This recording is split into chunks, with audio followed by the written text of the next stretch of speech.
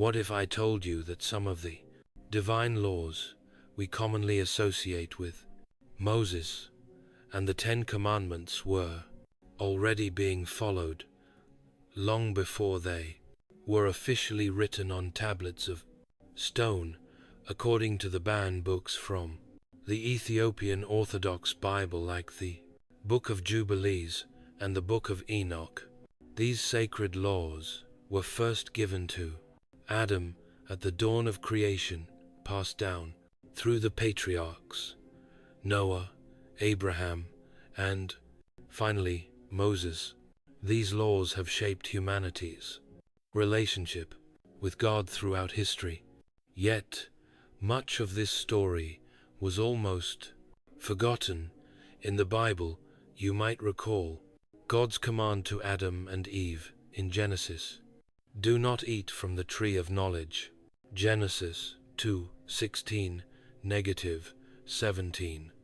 And later, we read of Cain and Abel offering sacrifices. Genesis 43:4. But what if there's more to these stories? The Book of Jubilees reveals that Adam was entrusted with divine laws about the Sabbath sacrifice and purity far earlier than we usually think. These commandments were passed down through generations, showing that Moses wasn't receiving new laws, but formalizing an ancient tradition.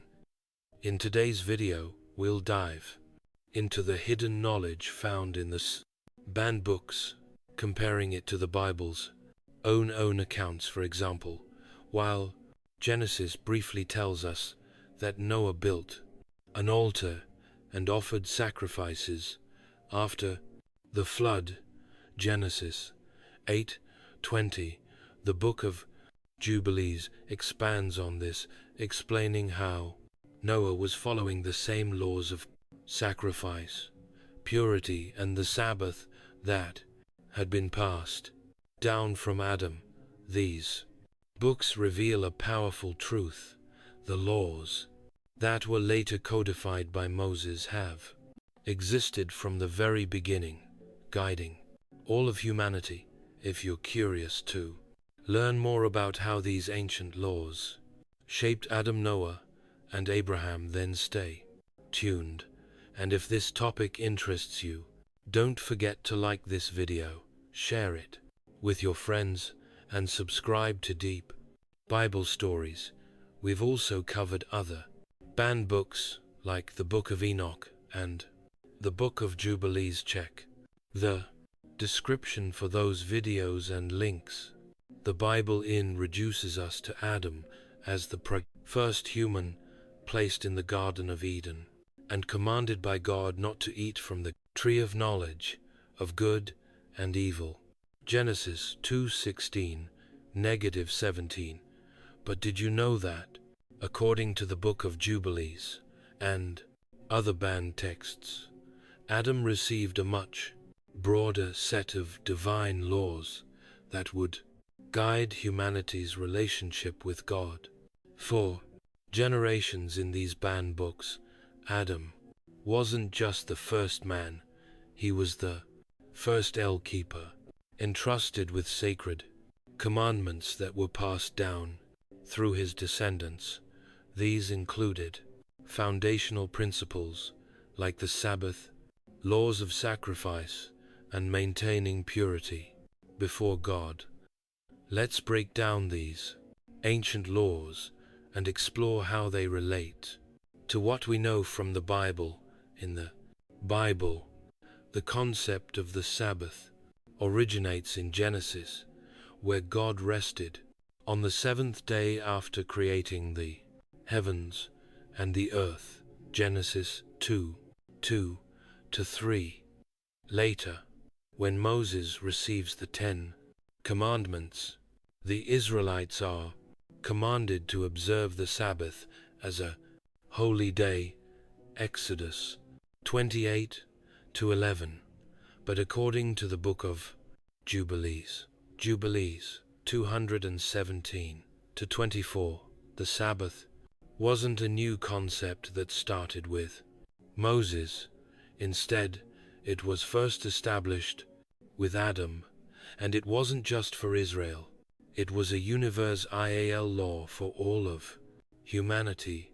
God instructed Adam to observe the Sabbath as a day of rest and worship, passing this sacred practice down through the generations. This makes the Sabbath much more than an Israelite tradition. It was meant for all people, starting from Adam, to remind humanity that God is the Creator and to help us rest from our work and reconnect with His divine rhythm. The Sabbath is more than just a day of rest. It's a spiritual practice. It reminds us that we are part of God's creation and that we must take time to pause, reflect, and honor Him. According to the banned books, observing the Sabbath was essential for maintaining a close relationship with God in Jubilees. Failing to observe the Sabbath led to spiritual chaos, showing that this practice was designed to keep humanity alive with God's divine order from the very beginning in both the Bible and the banned books. The Sabbath isn't just about avoiding work, it's a way to engage in spiritual renewal, a way to remember that God is the Creator and we are His people. Were you surprised to learn that the Sabbath was given to Adam? How does this change the way you think about the Sabbath? Let us know your thoughts in the comments below. The concept of sacrifice shows up early in the Bible. In Genesis, we read about Cain and Abel offering sacrifices to God, but we don't get many details about why or where they learned this practice. Genesis 43:4, according to the book of Jubilees. Jubilees 3:27. However, Adam himself was the first to offer sacrifices instructed by God. After the fall, these sacrifices were a way to atone for sin and show worship and obedience to God. In the banned books, sacrifices weren't just offerings, they were deeply symbolic acts of reconciliation between humanity and God. They signified the mending of the freeze relationship damaged by sin. Adam's sacrifices became a model for the sacrifices that would later be commanded in the Levitical laws under Moses. Leviticus 1-7. While the Bible gives detailed instructions on different YP of offerings under Moses, Jubilees shows that these weren't entirely new laws. They were part of the divine system established with Adam.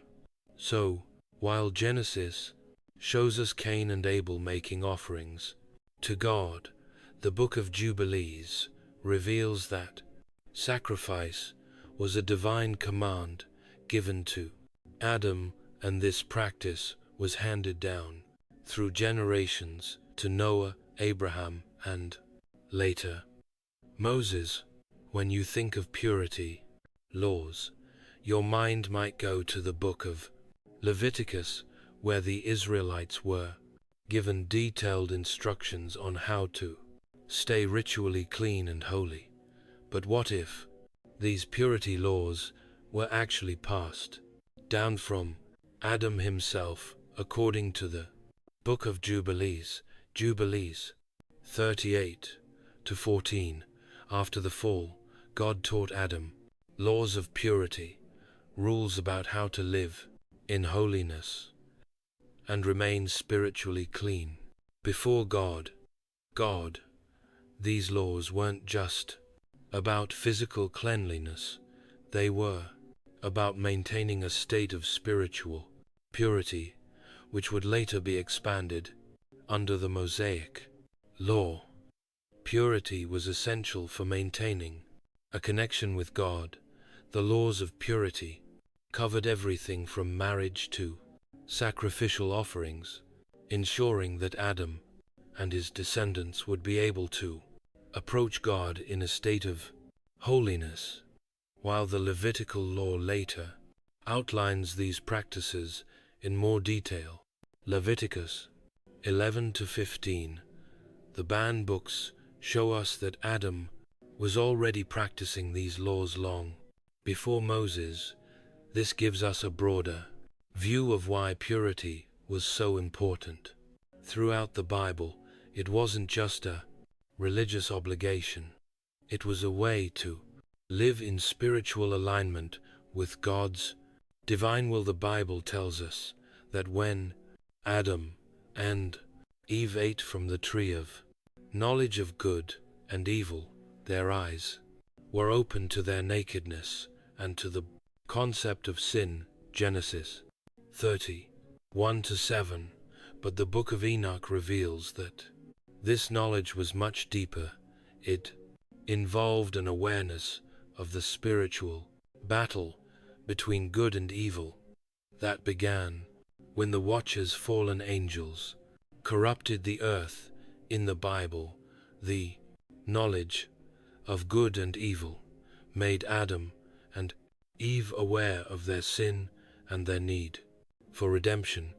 But the banned books expand on this, showing that Adam became aware of the cosmic conflict between good and evil, which included fallen angels and demonic forces that sought to lead humanity astray. This broader perspective highlights the spiritual warfare that would shape the rest of human history, a theme echoed throughout the Bible, but greatly expanded in the book of Enoch. After the devastating flood wiped out the corruption that had overtaken the world, Nissa became the central figure through whom God would renew his laws and re-establish order on the earth. The Bible tells us that Noah was chosen because he was righteous in his generation. Genesis 69. But did you know that the banned books, particularly the Book of Jubilees and the Book of Enoch, revealed deeper spiritual details about the laws that Noah was commanded to follow? These laws ensured that humanity once again would live in alignment with God's divine order. In this section, we'll uncover how Noah inherited these divine laws and passed them on to his descendants, ensuring that the commandments first given to Adam continued to shape humanity's relationship with God. The Bible shows us that after the flood, one of the first things Noah did was build an altar and offer sacrifices to God. Genesis 8:20. This offering pleased God, and he made a covenant with Noah, promising never again to destroy the earth with a flood. Genesis 9:11. But what we don't see in the Bible is where Noah learned to offer these sacrifices. According to the Christ Book of Jubilees 60:1-5, Noah was taught the practice of sacrifice by God just as Adam had been. In the banned books, the practice of sacrifice was more than just a ritual.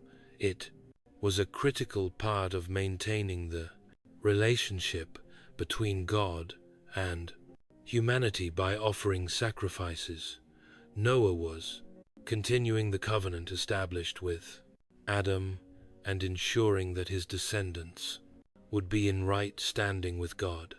These sacrifices were a way to atone for the sin that had brought about the flood in the first place. While the Bible briefly mentions Noah's altar and sacrifice, Genesis 8:20.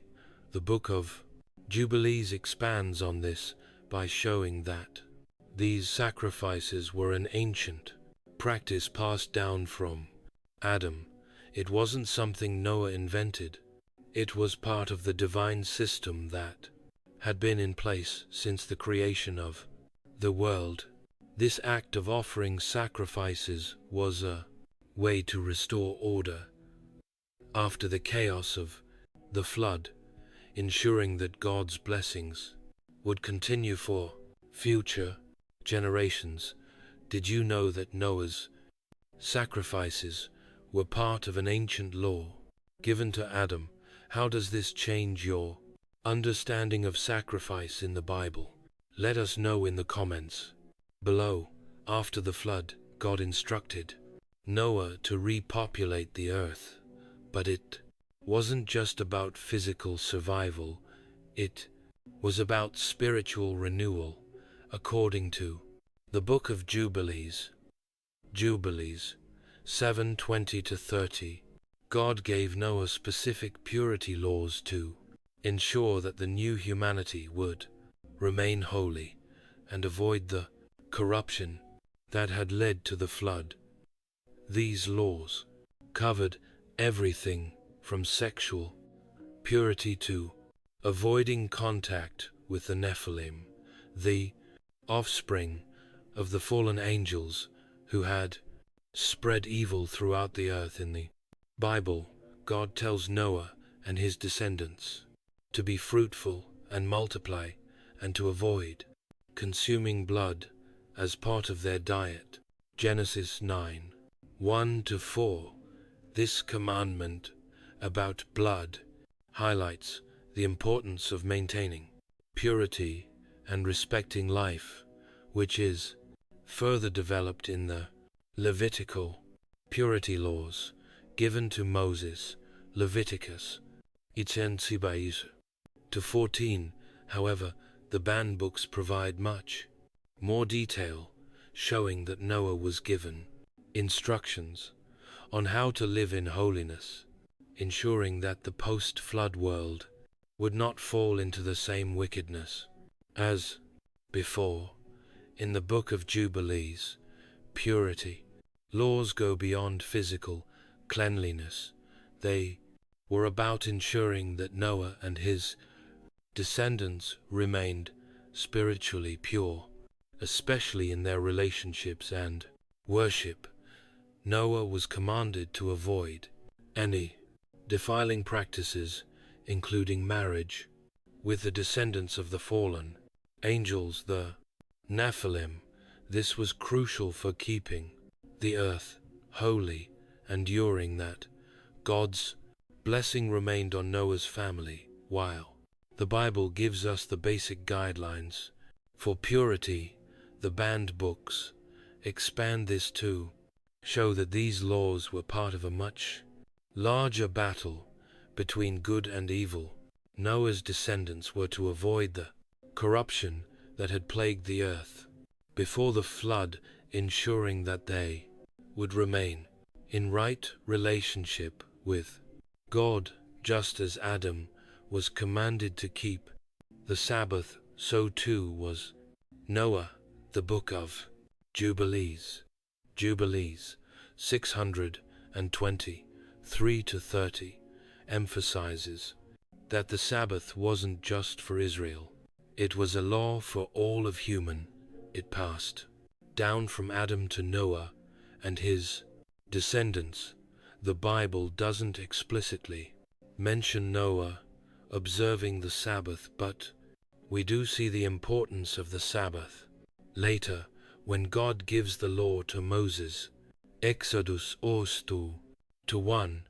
In the banned books, the Sabbath is described as a universal law meant to be observed by all people as a way of honoring God's creation. The Sabbath wasn't just about rest, it was a way to keep humanity aligned with God's divine plan. According to the book of Jubilees, Noah and his descendants were reminded to observe the Sabbath after the flood, as a sign of their continued obedience to God. The Sabbath, as introduced in Genesis and later in Exodus, is a day of rest, reflecting the seventh day of creation when God rested.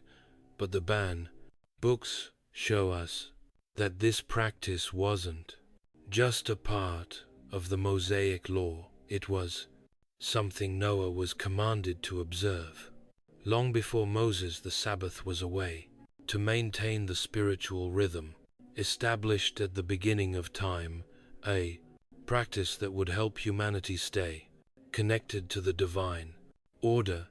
The Bible tells us that after the flood, God made a covenant with Noah, promising never again to destroy the earth with a flood. Genesis 911. But the Book of Enoch reveals that Noah lived in a world where spiritual warfare was still very real. The Watchers, or fallen angels, had corrupted humanity. Before the flood and after their defeat, the spirits of their offspring, the Nephilim, roamed the earth as evil spirits. While the Bible focuses on the covenant God made with Noah, the books show that Noah was aware of the frank, ongoing spiritual battle. The Book of Enoch reveals that Noah and his descendants had to remain vigilant against the influence of these demonic forces who sought to lead humanity astray. In the Bible, Noah is portrayed as righteous and obedient, faithfully carrying out God's commands. But in the books, Noah is also a key figure in the spiritual warfare that began with Adam. He wasn't just rebuilding humanity physically, he was leading the fight against the evil spirits that still plagued the earth. This awareness of the knowledge of good and evil gave Noah the tam and I responsibility of keeping his family spiritually pure, resisting the influence of the Nephilim, and remaining faithful to God's laws. As we arrive at Abraham, we enter a pivotal moment in biblical history. Not only did Abraham receive incredible promises from God, promises of descendants and a homeland, but he also inherited the divine laws that had been passed down from Adam and Noah.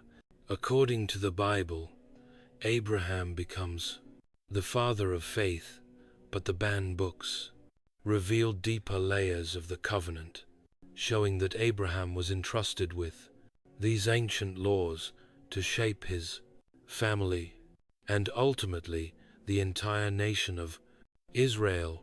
In this section, we'll examine how the laws of circumcision, sacrifice, purity, and the Sabbath were not new when Abraham received them, but were part of a long-standing tradition that connected him to the divine plan laid out for humanity. Since the beginning in the Bible, the law of circumcision is first introduced in Genesis 17, when God makes a covenant with Abraham, telling him that all males in his household must be circumcised as a sign of the covenant. But according to the Book of Jubilees 1525 to 34, this wasn't the first time circumcision appeared in history. It was part of an ancient law practiced by Adam and Noah long before Abraham was commanded to carry it out. In Genesis 17, God instructs Abraham to circumcise all males in his household as a way of marking his descendants as God's chosen people. This act of circumcision set Abraham's family apart from the surrounding nations, showing their unique relationship with God. However, the banned books expand on this, revealing that circumcision was not just a physical act, but a spiritual commitment. According to the Book of Jubilees, the practice had already been given to Adam and Noah as a sign of their faithfulness to God's law. By re-establishing this tradition, Abraham was renewing an ancient covenant, and his obedience was seen as a continuation of the original plan that began with Adam. So while Genesis introduces circumcision as a new covenant between God and Abraham, the banned books tell us that Abraham was actually restoring a divine commandment that had existed for generations. Circumcision wasn't just a tradition unique to Israel, it was a universal law intended for all of humanity. One of the most striking moments in the story of Abraham is the sacrifice of Isaac. Genesis 22. This event is often seen as the blunt one itself, ultimate test of Abraham's faith. But according to the banned books, the concept of sacrifice wasn't something new. Abraham was continuing the ancient practice of offering sacrifices that began with Adam and Noah. In Genesis 22, God commands Abraham to sacrifice his son Isaac as a burnt offering. This event is a powerful display of Abraham's trust in God, as he was willing to obey even the most difficult command. But in the Book of Jubilees 189 to 18, this story is connected to the ancient law of sacrifice, which had been passed down through the generations. Abraham was already familiar with the practice of offering sacrifices to God as a way to atone for sin and express devotion. The banned books go further by showing that Abraham's near sacrifice of Isaac was a continuation of the divine law given to Adam and Noah. In this context, sacrifice wasn't just an isolated event, it was part of an ongoing tradition that demonstrated submission to God's will and the renewal of the covenant between humanity and the Creator. While the Bible focuses on Abraham's test of faith, the banned books give us a deeper understanding of why sacrifice was so important for Abraham. The willingness to sacrifice Isaac was an act of complete obedience, following a law that had been in place since the beginning of time. The laws of purity, laws governing cleanliness and holiness, play a significant role in the Bible, especially in the Levitical law given to Moses. But did you know that Abraham was already practicing these laws long before they were officially written down? According to the Book of Jubilees 21 to 7, Abraham was given specific instructions from God about how to live a life of purity and pass these laws on to his descendants. In Genesis, we don't see explicit purity laws, but the banned books reveal that Abraham was deeply concerned with the holiness of his family. In the Book of Jubilees, Abraham was commanded to avoid intermarriage with the Canaanites, whose practices were considered defiling. These laws of purity were designed to maintain a holy lineage, ensuring that Abraham's descendants would remain faithful to God, while the Bible introduces detailed purity laws during the time of Moses. The Moses Barn book show that Abraham was already following these principles. He ensured that his family adhered to rules about marriage, cleanliness, and ritual purity as a way to remain in right standing with God. For Abraham, these laws were not just about external cleanliness, they were about preserving the holiness of the covenant people. These laws passed down from Adam and Noah were essential for maintaining the purity of the nation that would eventually become Israel. Just like Adam and Noah, Abraham was commanded to observe the Sabbath. The book of Jubilees 5613 makes it clear that the Sabbath wasn't just a law for Israel, it was a universal law that had been in place since the beginning of creation. The Bible doesn't explicitly mention Abraham keeping the Sabbath, but the banned books reveal that Abraham was faithful in observing this holy day. What does the Sabbath mean, and how was it applied? The 1440 Sabbath is introduced in Genesis as the Passover day, when God rested after creating the world. Genesis 22:3. It's later formalized in the Mosaic law as a day of rest for the Israelites. Exodus 28:11. But according to the banned books, the Sabbath was already a crucial part of the divine law that Abraham followed. The book of Jubilees tells us that Abraham observed the Sabbath as a way of maintaining his connection to the divine order established at creation. For Abraham, the Sabbath was not just a day of physical rest, it was a time of spiritual renewal and reflection on God's covenant.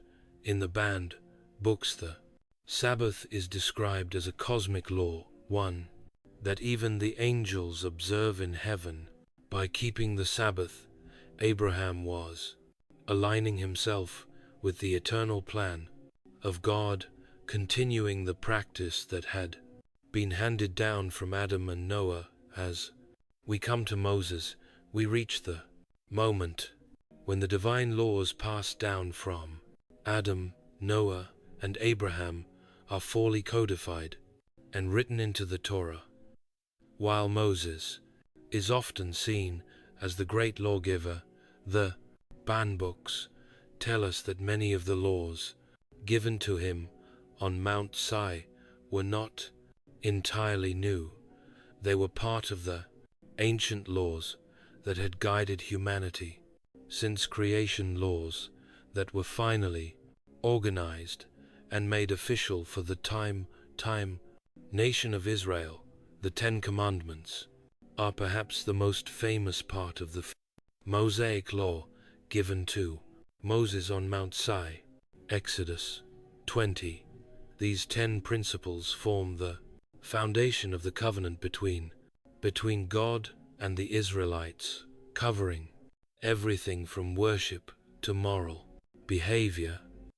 But according to the banned books, like the book of Jubilees and the book of Enoch, many of these commandments weren't new.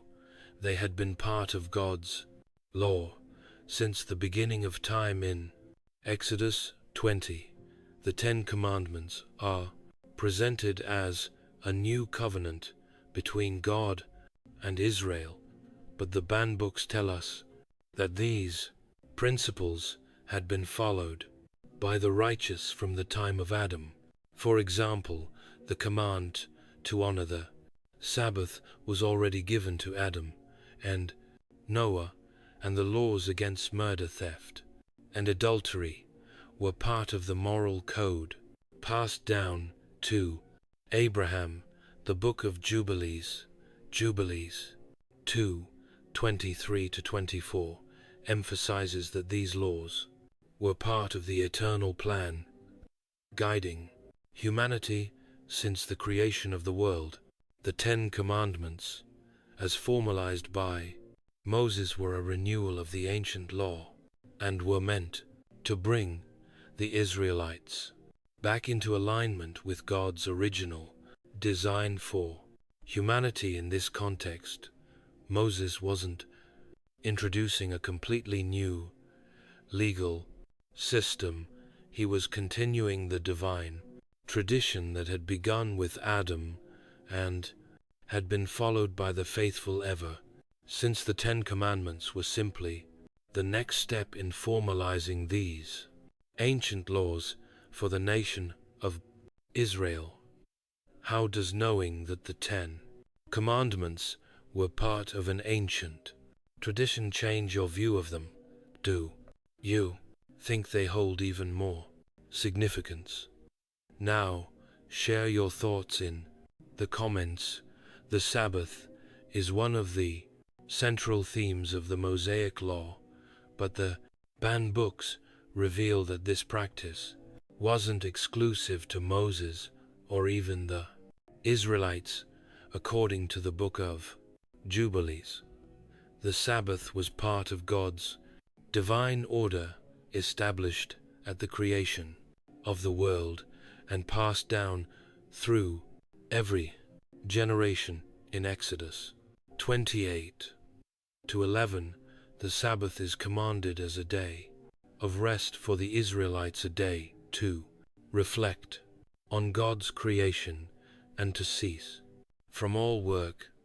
But according to the banned books, the Sabbath had been observed by Adam, Noah, and Abraham before Moses received the law at Mount Sinai. The Book of Jubilees, Jubilees 563, describes the Sabbath as a cosmic law observed not only by humanity but also by the angels in heaven. It wasn't just a rest day for Israel, it was a universal law meant for all of creation. By keeping the Sabbath, Moses was reaffirming a practice that had been in his place since the beginning, one that connected Israel to God's eternal order. For the Israelites, the Sabbath was a sign of their covenant with God. But the banned books expand this to show that the Sabbath was always intended to be a day of spiritual renewal for all of humanity. It wasn't just about physical rest. It was about aligning oneself with God's design for time and creation. The purity laws given to Moses in the book of Leviticus are extensive, covering everything from clean and unclean animals to ritual cleanliness. But the calm banned books reveal that these laws didn't start with Moses. They had been practiced by Adam, Noah, and Abraham long before they were written down. In Leviticus 11-15, we find detailed instructions on how the Israelites were to maintain purity, both in their personal lives and in their worship. These laws, issues like clean foods, ritual washing, and how to avoid defilement through contact with the unclean. However, according to the book of Jubilees, Jubilees 7, these laws of purity were not new to Moses. They had already been given to Noah after the flood. In fact, the banned books reveal that the purity laws were introduced to Adam as part of his instructions on how to live a holy life before God. These laws were passed down through the generations to ensure that humanity could maintain a clean spiritual state, while the Bible codifies these laws for Israel. The ban books show that purity was always an essential part of God's covenant with His people. These laws weren't just about following ritual rules, they were about maintaining a life that was set apart for God's purposes. The sacrificial system formalized under Moses in Leviticus was a central part of Israel's worship, but it didn't start there. According to the banned books, the practice of sacrifice was handed down from Adam through Noah and Abraham long before Moses received the laws on how to offer sacrifices. In Leviticus 1-7, we find detailed instructions on how to offer burnt offerings, sin offerings, and peace offerings as acts of worship and atonement. But according to the Book of Jubilees, these laws were part of an ancient tradition practiced by the righteous since the days of Adam. The Grost Tuckom Book of Jubilees, Jubilees 61-4, describes how Noah offered sacrifices after the flood, just as Adam had done after the fall. These sacrifices were acts of atonement for sin, but they were also a way to show devotion to God. The banned books tell us that the system of sacrifice formalized by Moses was a continuation of this ancient practice, not a new command for Moses and the Israelites.